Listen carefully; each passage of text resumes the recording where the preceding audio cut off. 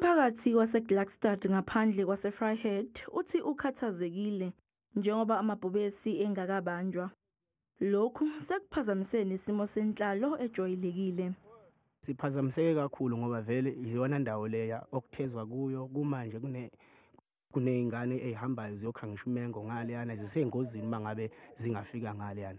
Kumanje kunabantu abafuna besebenze khona ngale ngaphakathi abasakwazi ukuya kuleya ndawo engale ngoba kuhanjwa ngenyawo ayikho imoto yangakhona ngaphakathi. Le ndawo thina sisebenzisa kakhulu indawo yasemakhaya, siyatheza sikha amanzi. Njengamanje nje amanzi thina siwakha khona la okungakhona khona amabhubesi.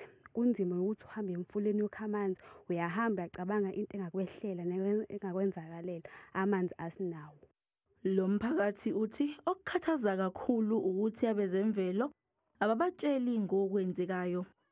Amabhubesi akekho umuntu obuyasitshela ukuthi kwenzakalani ngawo noma befikile bewacinga akekho ubezositshela. Kumanje kuney'nkomo esahleli khona ngale ngaphakathi esiqiwini. Maye ngaphinde idliwa amabhubesi bengakasi-inform futhi ngalokho asebekutholile okuncane.